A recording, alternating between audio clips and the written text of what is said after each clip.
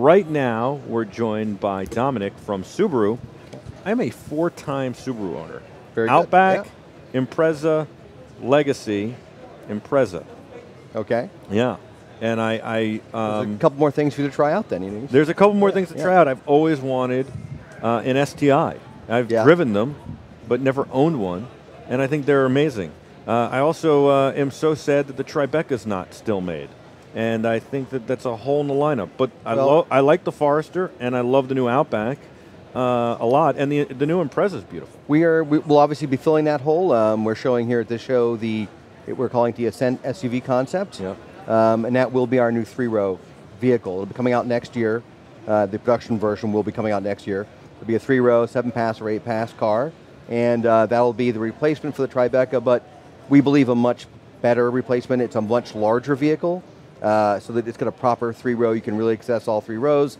Also, we learned a lot from that design, and we wanted to make this a Subaru. So it's going to look much more like part of our Subaru family. The Tribeca looked a little bit different. It was kind of an odd man out, I think, in its design. It was like if Marvin the Martian had a car, that's what it would be. Yeah, they're great cars. The old ones are out there. They really are great cars, but we think this next generation, which will be called an Ascent, will be a really great car. All new engine. It's going to have a brand new 2.4-liter direct injected turbo, 4-cylinder that we're making just for that car. So, Eric, you're still a boxer for?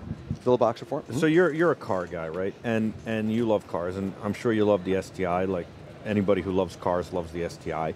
But when you think of when he's saying like a 4-cylinder SUV that's going to have 3 rows, it sounds very underpowered. But you could say that about the Outback, you could say that about the Forester, and yet Subaru has figured out a way to make an all-wheel drive, well-balanced car that really doesn't feel like a 4-cylinder. Because the secret's in the boxer motor.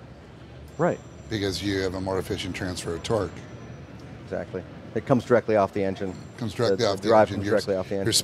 You're spinning the crank at 180 degrees opposed instead of 90 degrees opposed. So you're getting a larger impulse to the crank. Right, but I'm saying this is so you can have a torque is what you drive. Horsepower is what sells cars. Right, but what I'm saying, horsepower is a number that really means nothing to anybody that really cares. All I care about is huge torque numbers. We'll know that we need to have good torque on this vehicle because we know it's a vehicle to be used for towing. Right. And I think the future is going towards downsized motors and more turbocharging. Right, because it's much more fuel efficient. But what I was going to say with DI, you're definitely you're able to lean burn the car a little more. Does that more power out of does that mean that? I mean, should you not be saying it's a 4-cylinder to get people into the dealerships and letting them know, and then telling them there? Because I feel like when people hear 4-cylinder, they go, "Oh, I'm going to go look over here." So when we look at that market, the reason we're going into that market is, we have the highest loyalty rate in the industry. 70% of our owners say they'll buy another Subaru. Sure. When we lose them is when they outgrow us. Right. So it's not necessarily that they have too many kids. They outgrow you. What does that mean? Sure, it means the Outback no longer fits their needs. And they may only have 2 kids, but they're going to soccer practice, and they're carpooling, and all of a sudden they're taking 4 and 5 kids with them. I love the Outback, so they want that third row. I think the Outback is probably the best overall vehicle for everyone's everyday needs you can get. It can be an SUV, it can go off-road, and it can be all weather. You wash it and you can drive it to a nice restaurant. It's a great car. It really is. Yeah. It's a great vehicle. I like the Impreza. I will tell you, in all honesty, because I'm honest. That's what I need to do here. The audience has to know. I have a Legacy, and I don't love it. It's not my favorite Subaru, but that's okay. And you have a new Legacy coming out, so forget mine. We've refreshed the Legacy. Yeah. It's a great car. I was driving a Legacy up until just a few months ago. I know they're great sedans, but the market's kind of moving away from sedans, which is kind of sad in a way. But the Legacy, really reliable, really, really safe. I mean, does all these things very well, but I understand what you're saying. It's probably not the most exciting car in our lineup. Yeah. But I like the Impreza a lot. I think the new Impreza is great. Probably one of the best value for car, right? Bang for buck. The Impreza and the whole line, the WRX and then the STI. I was just bang for buck, pound for pound, as they used to say about boxers. Purnell Sweet Pea Whitaker is the pound for pound best boxer. Pound for pound, I think the Impreza might be the best car line. My best friend was just looking for a car for his daughter, and he was looking at used cars. And I'm like, look, we just came out with this new Impreza, which has got our new global platform on it. This thing's designed to meet crash tests out for 10 years. Wow. Okay, going forward, 15 years actually, I should say. And I'm like, in terms of what you're buying for an entry-level car, it's a tank. I mean, it is so well built. It meets small offset on both sides. It's incredibly well built in terms of safety, because we've really tried to make that our mantle now, is the safety aspect of it. And going forward, we think we have we're kind of taking over where Volvo used to be. They kind of left that market because they priced themselves up, and we're still in that entry-level point. And so the Impreza is a great car for a first-time driver because it is so safe and so easy to drive. Yeah. Volvo priced themselves up when they decided to get too stylish. Well, I mean, they're great. Their new stuff's really nice. Yeah. I have to say, their stuff's really good, but they just chose to go that much. Very much Dodge Charger. I haven't looked at them in that mindset. I actually did a focus group about it 2 years ago, and that was my comment that they pulled me aside and they're like, tell us the comment again. I'm like, you stole the Dodge Charger taillights. So with regards to the Impreza, I think it's pound for pound the best car on the market. I think it's a great car for first-time drivers, but then you go to the WRX and the STI, and you can have a lot of fun with it. Yep. And it sounds crazy, but it competes with exotic cars. We just refreshed that for 18 model year. We showed it earlier this year at Detroit, and we did some neat updates. We finally brought Recaro seats over. We've got bigger Brembos on the STIs, and then we came out with my favorite package for the WRX, which is a performance package. And what that is a sunroof delete, but you get the Recaro seats, upgraded brake pads. It's kind of like the sleeper of the WRX. If you can call it WRX a sleeper, that's the package, because it's actually a value package in terms of what you're getting on the car as to what you're paying. It's actually a nice little car for you if you're not going to do anything with it. JT Hockey is watching. He's in our Slack chat, and he wanted to know if, he said lease rates on the STI are never good. Is there ever going to be a program that's going to have good lease rates on the STI? Most of our cars are not lease cars. Yeah. Most of our owners buy our cars and keep them for a long time. We're not usually we don't do that much leasing. Right. So in terms your of leasing's always done through Chase. Is that correct? I believe Chase. Yes. Yeah. Mm-hmm. Yeah. But I mean, for something like an STI, it's not a typical lease car. Right. That's more of a buy it and tune it car. Yeah. Right. So we don't really focus on lease programs for that car. Okay, that's a fair enough answer. Everybody's going to stick different flicks on it. And also, vortex generators and turbos. We're selling more WRX and STIs than we ever do, but it's a lot more WRXs. STIs it's a very rarefied car. It's just like 3,000, 4,000 a year coming in, and so it's not a car that we're going to go and put a lease rate on. It's more of a car you're going to buy if you want that car. I mean, I think it's a spectacular car. I've got some wheel time behind it, and it's just unbelievable. What about what else is new at Subaru? What's new? This show is actually a really big show for us because we have the refreshed Outback. Mm-hmm. So we've restyled the front end. We looked inside the car. We've redone the interior. It's got an all-new center console that we've redone all the infotainment, made it a lot easier, a lot more fluid in terms of its design. We've added laminated glass in the front windshield and the side windshields, and added more sound deadening to make the car quieter.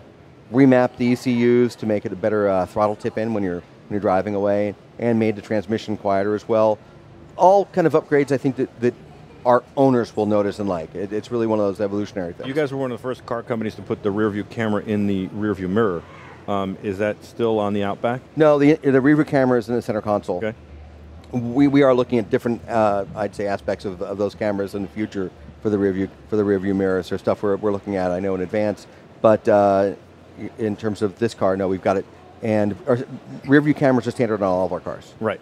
Which is kind of amazing when you start looking at so much higher line cars would actually charge you for those. Right, sure. And certainly the Impreza starts like around 22,000, something like that. I don't know exactly today. 21-ish, I think. Yeah, something like that. Yeah. So I see this guy Dan Cohen at Liberty Subaru in Oradell, New Jersey, and they are so good.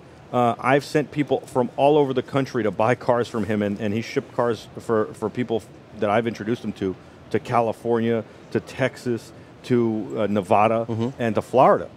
Okay. Yeah, yeah. Pretty amazing. I mean, that's like I said, because we have loyal customers. It's in their best interest to be a great dealer, right? Right. So because you'll be coming back.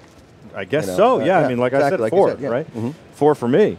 That you got to come back. All right, and so then you have the new Legacy coming out. We have a Crosstrek as well as all new Crosstrek. Really? Yeah, we just showed that the first. It's at North American debut here. Okay. That's been completely redesigned based on that new platform I told you about. So our second car will be based on that platform, and I think that that small SUV market is really growing tremendously. It's become our third bestseller behind Outback and Forester. So your best seller is Outback, then Forester, and then the Crosstrek. And the Crosstrek. Wow. And the Crosstrek, this new Crosstrek, is so good to drive. It feels just beautiful on the road. It's really, I'm not trying to sell it too much here. Sure. I think the packaging on it, we've made it just a little bit bigger, but not too big. It's perfect for driving around the city. It's a great entry-level car, you know, if you're starting off, and you can off-road with it. 8.7 inches of ground travel, like a very small Jeep, but it's a really safe, very reliable little car. Very cool. Very cool. And you, how did you get into the car business?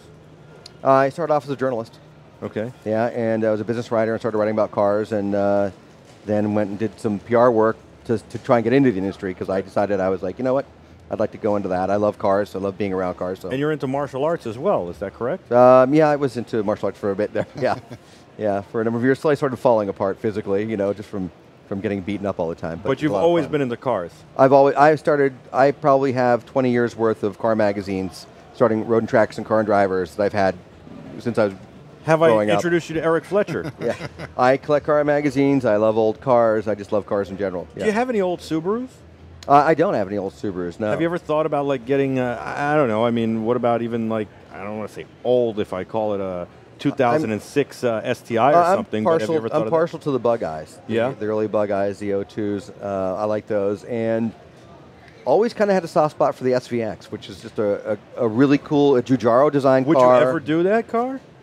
You know what? We just bought one for we have like a museum. We just bought one for, and the more you spend time and walk around it, It's pretty amazing really cool. car. What happened to that car? Can you shed some light on that, because Sure. that's a cult classic. It was a beautiful car. It was futuristic. That's becoming, I think, a future classic to buy. Yeah. One of those cars, because there aren't a lot of them out there. The problem was it was basically too expensive at the time. It almost bankrupted the company, because even though it was a $40,000 car, which was a lot at that time in the early 90s, it was actually costing more to make it. So it didn't help. That really hurt the company. The company's luckily bounced back from that. And it but was that a really hurt departure us. for Subaru. It really was a departure that maybe people weren't ready for. What you did was you created a GT car with sports car styling.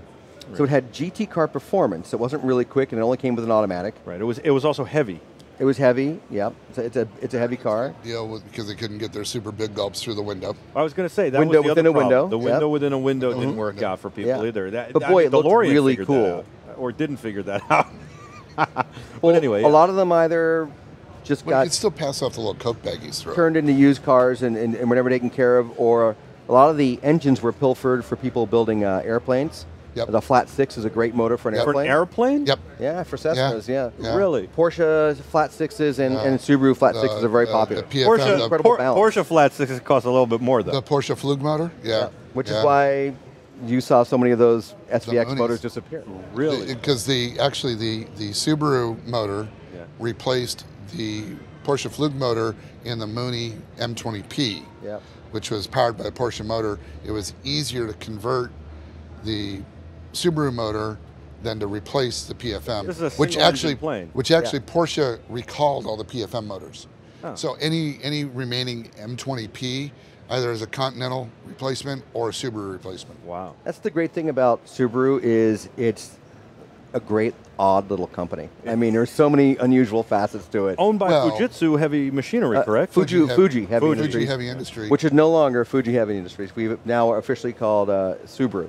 Really? So yeah, we just changed in April. Yeah. So there was some DNA between Fuji Heavy Industries and Datsun, because the differential in So that car was an R200 out of a Datsun Z car. At one point, we were owned, I think, by 15% by Nissan. Right, and that's why the R200 diff is in the back. That stock was then sold off to GM, and then that stock got sold off once again to Toyota. So now Toyota's kind of like our big cousin. Which is why you guys have done the BRZ project together. We work with the BRZ. What's with the BRZ? What's going on with that car? We just redid that car this year as well. As you can tell, we've been very busy. Are we going to do all-wheel drive in it new. ever? No, I don't see that. I mean, that totally goes against the point of the BRZ. yeah. Why? The BRZ is designed to be a fun, tossable car that runs on skinny tires. Everybody puts wide tires on it and then gets upset because the car doesn't work that well anymore. It's an affordable rear-wheel drive sports car. Rear-wheel drive sports car with benign handling characteristics. Yeah. So you can be a boy racer and a hero racer at it and drift the heck out of the car and have a great time with its stock. It's a great car to learn track driving on. It's fantastic. Because it is so easy to handle. And then the guys that go and put the bigger tires on it and add horsepower to it, they totally defeat the purpose of the car. It's a different... That's if you can turn it into a drift car. It's a great drift car. Yep. A lot of guys will take it out there and drop LS1 motors into it and do that. But at a well-balanced handling vehicle. Motor in a BRZ. Oh, a bunch of people have. In the little Brat. Yeah. Oh yeah, a Brat. Oh. No, we did it. We cut out the bed and put the LS1 in the bed. In the back of the bed. Yeah. Okay. It was pretty fun. That's fun. It didn't turn. Don't hit anything. It didn't turn for shit, but it was fun. But no, the BRZ is a great car, and the wonderful thing about it is because we did it in partnership with Toyota, if you looked at this car from a business case standpoint, neither one of us would be able to do it alone. But because we joined forces, you're getting a bespoke chassis, essentially using a lot of WRX bits. If you know WRX and STIs, you look at the subframes and stuff, you'll recognize pieces out of that. But creating a separate car, one of the lowest center of gravities of any car in the industry. It's incredible. The hub carriers are Prius. No, the only thing from Toyota is the transmission and the rear axle. Yeah, I thought the hub carriers were Prius. So we use their rear transaxle, which I don't think is using a Prius. It's using something else. And we use their... It's a front-wheel drive transition. That car uses their direct injection system. But its COG is lower than like a Ferrari 458. Oh, I know. Incredibly low. It's that's where the balance comes from, because fun car to you drive. can package a flat motor really, really low like that. Yeah, it's a fabulous fun car to drive. That was where all the design work went into, is if you ever look at the front suspension of that car, trying to create the front end to be that low and still have travel to be able to drive it on public roads. And not have a ton of camber gain. Wow, very, very impressive. And you know what? Jaybird. No. It's very impressive. And 200 horsepower. It's really not underpowered as people think it is. They all think it's slow because it doesn't do 0 to 60 in 3 seconds. But like you said, you just drove the Demon demonstrator today. There are Demons for that. There are Corvettes for that. This is a handling car. Right. Yeah. Jaybird is watching in, I don't know, I was going to say Texas, but that could be wrong.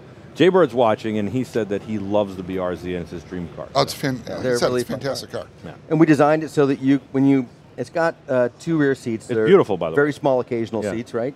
But you flip that down, it'll fit 4 tires, so you can take your tires to the track with a jack. Go out across. And then go out across and come home, and then, I think, or you can just use them for groceries. It's a grocery shelf. I have a friend who can fit 2 child seats in it. Yeah. Well, the Beard, what is it? It's a E-stock or an F-stock car in SCCA, and it's doing very well. I think that's the area you'll see really explode as you start seeing 3, 4, 5-year-old BRZs going on sale. Is kind of going into that market, because when you look at it, essentially it's a better handling Miata, right? Yeah, it's very similar to that, but because it doesn't have a soft top, it's a stiffer chassis. Well, and also you can run it at a track event and pass a broomstick test, because there is no broomstick test, Well, Dominic, thank you so much for coming on. We really love Subaru and really love having you on. It was definitely informative. This guy, he knows his stuff, huh? Oh, yeah. All right, we're going to take a break. We'll be back with a whole lot more right after this. Stay with us. Your live continuing coverage of Auto Show 2017. We'll be back. Don't go anywhere.